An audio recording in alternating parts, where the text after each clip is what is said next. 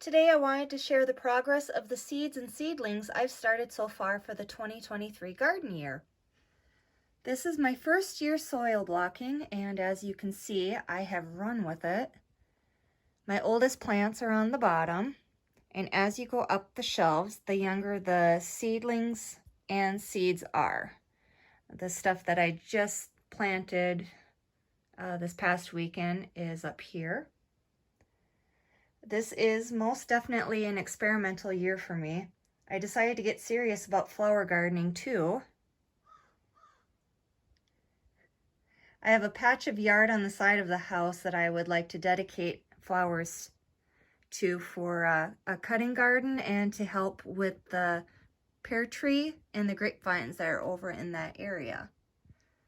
I also like incorporating flowers into the garden because I like the color, the pops of color that go in the garden, and to also help the pollinators and draw them in to pollinate all my vegetable plants. This is my style of a potager garden. So let me pull out the trays and I will start showing you everything that I have. This is the very first tray that I planted back on February 12th. There is, let's see here, cauliflower over here, cabbage somewhere in here, and then broccoli over here. Now you can see the broccoli on the end here is looking pretty sad. And when I planted this tray of plants, it was purely experimental. I had just gotten the soil blocker and I wanted to see how it would work. And I thought I'd throw in some cool weather seeds in there and see how it went. The broccoli plants took off really fast and just kind of look a little sad. I don't know that these ones over here are going to amount to anything really, but the stuff in the center is looking really beautiful. I haven't looked at these for a while, and I was surprised to see how sturdy these ones here are. And even the plants over here, the leaves look really nice. And hopefully with nice weather this weekend, I'm crossing my fingers, we'll get some sunshine and warmer temperatures. I will be able to do something to up pot the plants that look the best. These are pepper plants that I also started back in February. Most of these plants came from seeds that were sent to me by my sister-in-law who lives down in New Mexico. It was a bunch of seeds that I've never heard of around here, except for the big gems, which I'm sure you can tell which ones are the big gems. Everything looks really great. I'm really happy with them. I had almost all of them germinate. Let's see, these ones are sandias. They're supposed to be hot pepper. These ones are New Mex, and they're mild. These ones right here are lumbre, and they're supposed to be very hot. I showed these ones right here are Big Jim. They're supposed to be medium hot. These ones are Carolina Reapers. Now I love growing Carolina Reapers because I make salsa, and I love putting some of these hotter peppers in the salsa because you can't find a salsa like that up here just in the store. And these ones are the Butte peppers, which I believe are the ghost peppers. And then of course we have some jalapenos. earlies. My husband loves jalapeno peppers. And then, of course, for salsa. Let's see, these ones right here are habaneros. And they're doing very well too. And then these ones right here are seed that I've had for several years, and I've been taking them out of the same packet, and it's poinsettia peppers, and those are excellent in salsas as well. And if you dry them up and you grind them into a pepper powder, it's very good too. Back on March 4th, I sowed some Alpine strawberry seeds. And as of a week ago or so, they just finally started showing signs of life. And as you can see here, we've got some true leaves on a few plants. Germination isn't really great, but that's okay because I'm experimenting. This, now that I'm showing it off, I'll feel comfortable tearing it out, that it was just some sort of weed that showed up in the soil block. I shared a photo of this when it was much smaller a couple weeks ago on my blog because I didn't know what it was, and now I know it's nothing special. Here's the second tray where we only have a few that have sprouted, and I give them some water every day, which maybe I should skip a day because they're still pretty wet. It's hard to tell with these microblocks. They can dry out really fast, so you have to keep your eye on them, and if they dry out, then they get really hard and hydrophobic. Also on March 4th, I planted 40 little blocks of loose leaf lettuce. Let's see, loose leaf blend and gourmet mix. And these started sprouting almost right away, and they are also ready to go into some sort of big container. And I just love how pretty this flat of greens looks. I mean, I am just in awe. Almost too pretty to eat.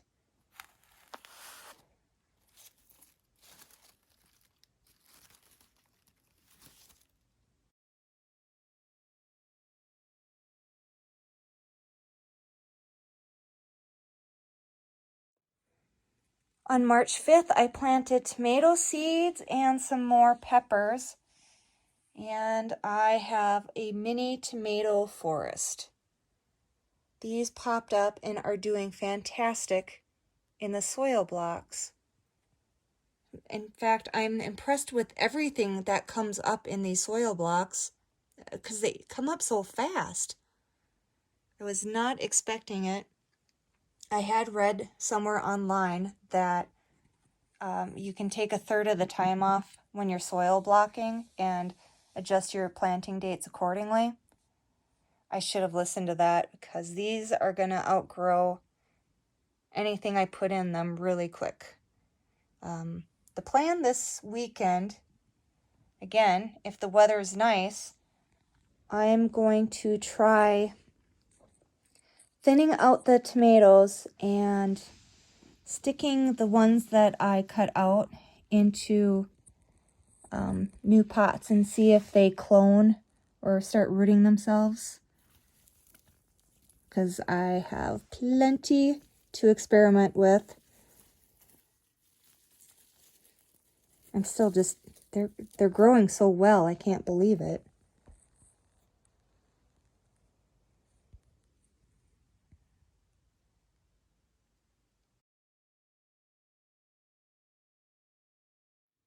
In this flat, I tried squeezing more soil blocks into the 1020 tray.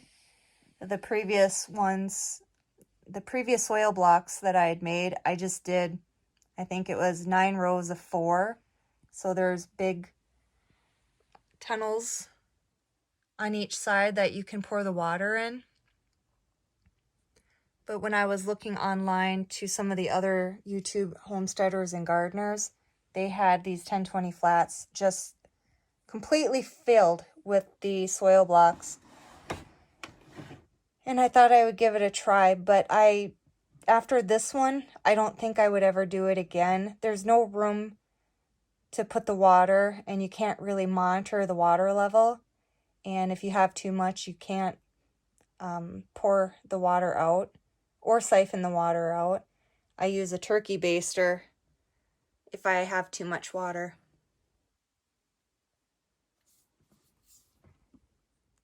On March 5th, I started this very first flat of Microblocks.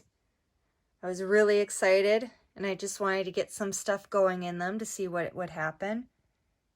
I didn't really have a proper flat surface of any kind to put these on. So what I thought I would do was put it in a humidity dome upside down and make all these. And it didn't work out as well as I had hoped it would. The water kind of pooled towards the center, I think, and water wasn't being evenly distributed. So I broke down and I bought some of those really shallow 1020 tray flats and planted a bunch of flowers and some herbs and some celery. And what first came up was this, and this is calendula, if I'm saying it right. Let me double check here. Yep, calendula.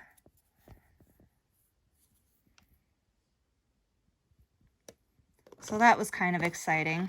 And the only reason why I planted it is I heard about it on a YouTuber's channel, and I saw it in those 10 seed packets at the big box store. And then right down here, I planted asters, and nothing has come up yet, which I'm bummed about, and it kind of lowered my confidence in my seed starting ability. But then these hollyhocks started growing, and they are beautiful, and just like the calendula, they're outgrowing their microblocks and need to be up potted very soon. Over here, I've got butterfly weed, and so far only one came up, but when I started making this video, I noticed a couple more are starting to sprout, so that's exciting for me. Over here are some herbs. I got one lone basil. I think this here might be some thyme, which means that I planted lavender in this row and nothing's come up yet. And this is cilantro, which I have since learned that you can multi-sow it and split it up. So I feel kind of silly for seeding one in each little microblock now, but oh well. And over here we've got celery, which felt like it took forever to grow once it sprouted, like this little itty bitty thing. And in the last few days, it's just really taken off. And this is another thing that I probably should thin out. But I'm glad that I started these in microblocks because I forgot how small they start out. And then this here, I actually don't remember what it is, but doesn't matter because nothing's come up yet. This is my columbine, and nothing's come up for that, so I may have to start some more of that stuff in next sowing party. This here and this here are my impatiens that I was just going on about in a recent blog post. It's seeds that I purchased from the dollar store, and it came with a bunch of vermiculite in it. So I actually don't know if I have any impatient seeds in this. Although as I look now, it looks like I have something growing there. So maybe we will see if it gets any bigger or if that's just algae growing.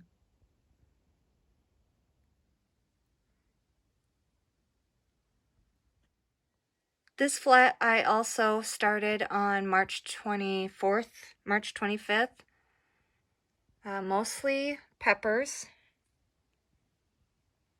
We've got habanero here, sweet banana peppers here, hot lemon peppers, tequila sunrise, and that one's already sprouted one. Big red sweet bell peppers. And then these 2 rows are cabbage. And I've got 2 cabbage plants already.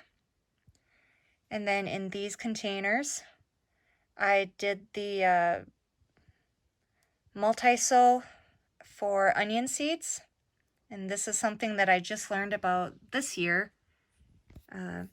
Putting 50 seeds or so in one pot and letting them grow that way. And then when you're ready to plant them out or divide them, you just pop the soil out of the cup and you separate the onion plants, and you don't hurt the root system because the roots are so wiry. And I keep hearing over and over again that you get larger onions from these than those sets that you can buy in the store.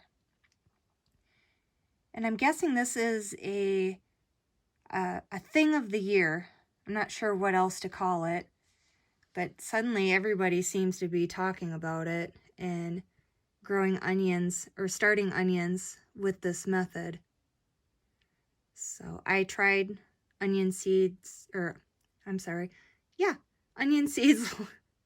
last year, and I had done 1 seed in 1 cell in my 72 cell trays, and the few that grew, I guess I ended up not knowing what to do with them, so unfortunately they did go to the waste. But this year, with so many coming up, or sowing so many, I won't feel like I'm just wasting space with them. The last tray isn't quite as exciting as the rest of them. Most of these over here are more Alpine strawberry seeds. These seeds I threw in the freezer for a few weeks before planting them. I had read online, and my husband had read online, that if they went through a cold stratification period, the germination rate would be better. This one, the row right here, is Alpine strawberry seeds, and the rest that's coming up are baby snapdragons. And I've listened to the gardener's workshop with Lisa, I can't remember her last name, and I had to laugh when she said the first thing that she tried to grow was snapdragons, and since she didn't have her immediate success with them with the seed sprouting, she thought she was a terrible gardener or something like that, and she recommended that snapdragons were not the best flower to start out with for a very beginner gardener, which I thought was funny, because I bought those seeds without hearing that, which just goes to show if you don't know something's hard, you don't know. And see, in the rest of these are pansies, and this row is violas. And I just looked, oh no, I had it wrong. These are pansies, and these are violas. And I can see there is a viola already sprouted.